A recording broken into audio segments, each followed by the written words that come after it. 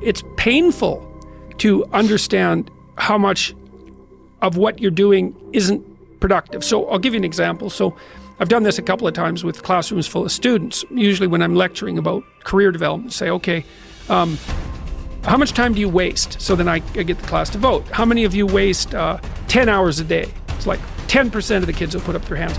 And it's interesting because I don't define what constitutes waste. I just ask the question. So they're diagnosing themselves, right? I'm not saying you're wasting 10 hours a day. I'm just asking. It's like, given your own attitude, how much time are you wasting? 10 hours a day. It's like 10% of the people put up their hands. Well, when you get to like 6 hours a day, 80% of the people put up their hands. So then we do the arithmetic. It's like, because I like doing arithmetic with people. People hate arithmetic, but I like doing it. It's like, okay, 6 hours a day. It's 42 hours a week. So let's call that a work week, 40 hours a week. So that's a work week. Let's say, what's your time worth? You're a university student. Well, it's certainly worth minimum wage, because obviously, but it's worth way more than that, because if you spend a productive hour when you're 20, then you gain the benefits of that hour for the rest of your life. So there's the compounding effect of time spent when we were young. So I say, well, let's assume your time's worth $50 an hour, which I think is an underestimate, but whatever. Let's call it 50. We can call it 25, but we'll call it 50. That's $2,000 a week you're wasting. It's $100,000 a year. It's like, how much better would your life be if you weren't wasting $100,000 a year? It's like, what is that over 40 years? $4 million. It's like, you're rich. You don't even know it. Quit wasting time. By your own definition. It's like people shake their heads, like, oh, I never thought about it that way. It's like, yeah, think about it that way. Don't waste your damn life. And then you think, well, why would people be resistant to that message? It's like, well, you really want to wake up and figure out that you're wasting half your life? And you know, when people do that kind of wasting, they actually hate it. You know, and I've had lots of people come to my clinical practice who were chronic procrastinators.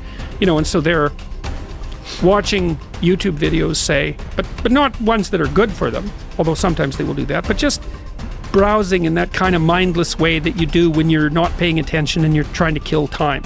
And people doing that, they feel bad, they get depressed, they feel anxious, they can't get away from it, they feel kind of quasi-addicted. That's what they're saying about social media now. It's a huge issue with young kids. Absolutely, but there's this feeling of kind of internal rot and corruption that goes along with it. It's like, yeah, well, you're wasting your life. It's like, so it's painful.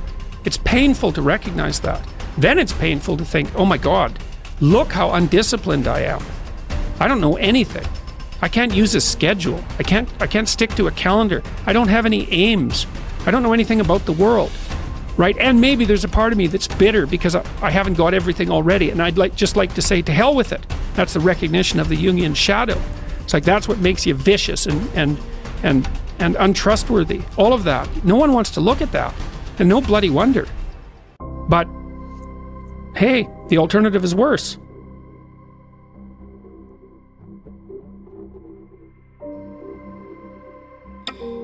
I hate it when I see young people wasting their time, wasting all this technology got, just sitting around in this world that's been created for you, that everything is instant. You all have stuff at your fingertips that can make you great. But if you could combine your technology with your parents and your grandparents' work ethic, you could be rich, man. But you cannot erase the work ethic part. There is no getting around. Ain't no elevator to the top. You got to take the stairs. The elevator don't go to the top, man. Not in the world of success. You gotta take the stairs. Y'all gotta start getting gritty, man. You gotta develop some dog in you. Most of this generation quits the second they get talked to. You did this wrong, or they get yelled at.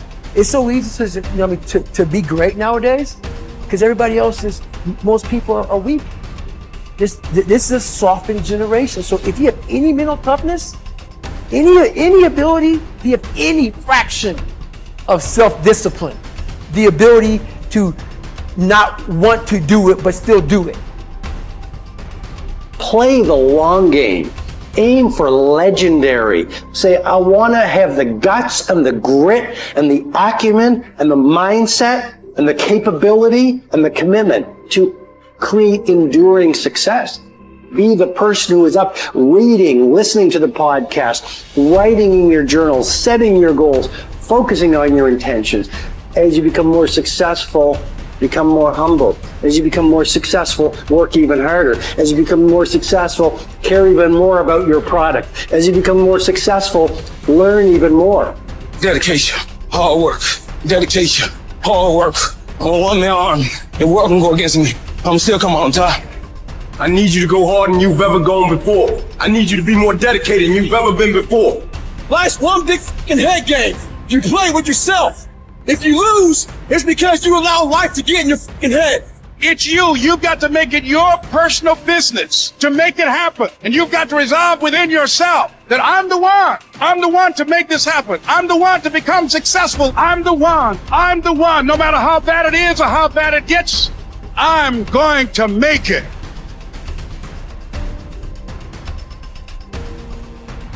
I must say a word about fear. It is life's only true opponent. Only fear can defeat life. It is a clever, treacherous adversary, how well I know. It has no decency, respects no law or convention, shows no mercy. It goes for your weakest spot, which it finds with unnerving ease. It begins in your mind, always, so you must fight hard to express it. You must fight hard to shine the light of words upon it. Because if you don't, if your fear becomes a wordless darkness that you avoid, perhaps even manage to forget, you open yourself to further attacks of fear because you never truly fought the opponent who defeated you. What man actually needs is not a tensionless state, but rather the striving and struggling for a worthwhile goal, a freely chosen task. What he needs is not the discharge of tension at any cost, but the call of a potential meaning waiting to be fulfilled by him. Mankind was apparently doomed to vacillate between the two extremities of distress and boredom. In actual fact, boredom is now causing more problems to solve that distress. And these problems are growing increasingly crucial, for progressive automation will probably lead to an enormous increase in the leisure hours available to the average worker. The pity of it is that many of these will not know what to do with all their newly acquired free time. Life is not primarily a quest for pleasure, as Freud believed, or a quest for power, as Alfred Adler taught, but a quest for meaning. The greatest task for any person is to find meaning in his or her life. Frankl saw three possible sources for meaning: in work, doing something significant; in love, caring for another person; and in courage during difficult times. Suffering in and of itself is meaningless. We give our suffering meaning by the way in which we respond to it.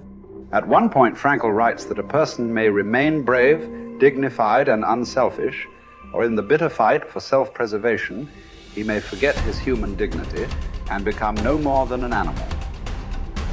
The meaning of life differs from man to man, from day to day, from hour to hour. What matters, therefore, is not the meaning of life in general, but rather the specific meaning of a person's life at a given moment. To put the question in general terms would be to the question posed to a chess champion. Tell me, master, what is the best move in the world? There simply is no such thing as the best or even a good move apart from a particular situation in a game and the particular personality of one's opponent. The same holds for human existence. One should not search for an abstract meaning of life. Everyone has his own specific vocation or mission in life to carry out a concrete assignment which demands fulfillment. Therein he cannot be replaced, nor can his life be repeated. Thus, everyone's task is as unique as is his specific opportunity to implement it. As each situation in life represents a challenge to man and presents a problem for him to solve, the question of the meaning of life may actually be reversed. Ultimately, man should not ask what the meaning of life is, but rather he must recognize that it is he who is asked. In a word, each man is questioned by life, and he can only answer to life by answering for his own life. To life, he can only respond by being responsible. The way in which a man accepts his fate and all the suffering it entails, the way in which he takes up his cross, gives him ample opportunity, even under the most difficult circumstances, to add a deeper meaning to his life, it may remain brave, dignified, and unselfish. Or in the bitter fight for self-preservation, he may forget his human dignity and become no more than an animal. Here lies the chance for a man either to make use of or forgo the opportunities of attaining the moral values that a difficult situation may afford him. And this decides whether he is worthy of his sufferings or not.